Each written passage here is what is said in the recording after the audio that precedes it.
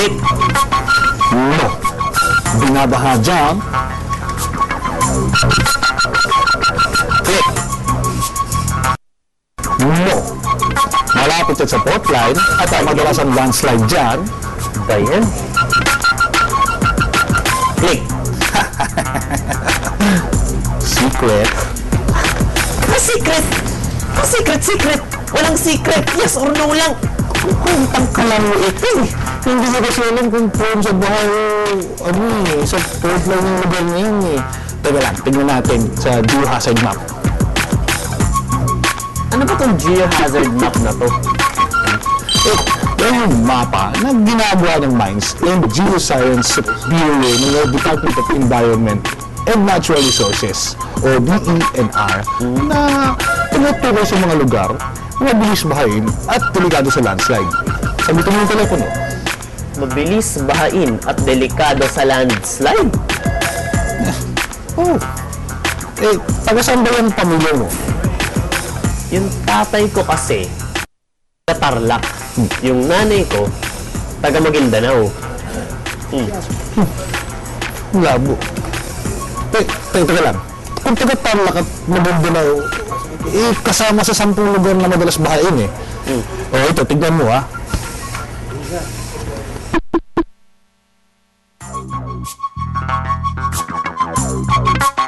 Base yan sa Geohazard Mapping and Assessment Program ng DENR.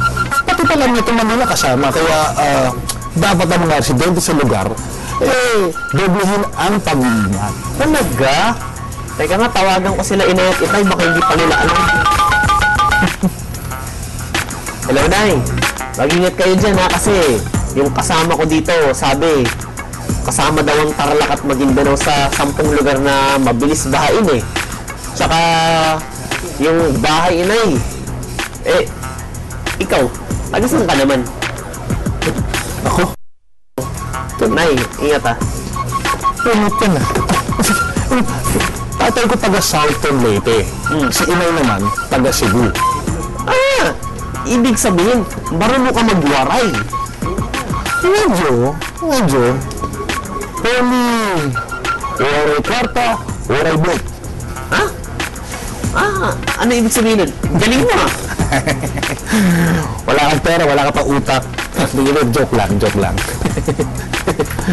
Pero ito, No comment. Pero, teka, ano naman yung 10 lugar na prone sa landslide?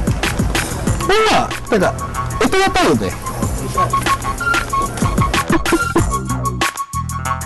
Wala ako kasama dyan yung lugar ng mga magulang mo, no? Yan ka na naman eh. Gamitin mo yung utak mo. Mahirap na, baka mawala yan. Pero dun. Kaya ginawa to para iligtas ang tao sa katahamakan. Kasing delikado na pala yung lugar na yan sa landslide o sa pagbaha. Wala pang gagawin.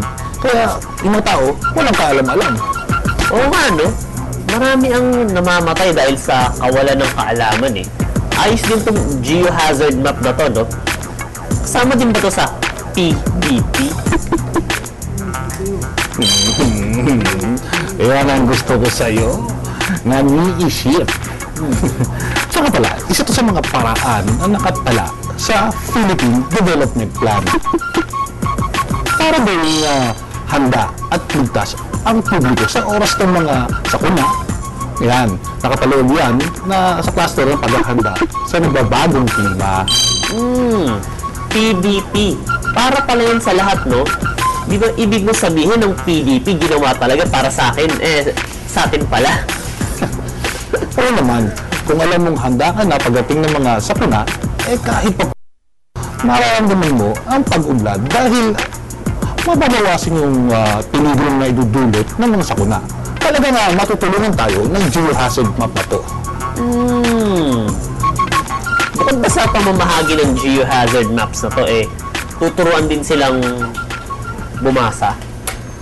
Sabi ni Senator Lauren Legado, dapat ipaalam ng DENR sa mga mayor, kapitan, kagawad at sa publiko kung paano basahin ang mapang ito para talaga na mabawasan ang peligong dulot ng sakuna.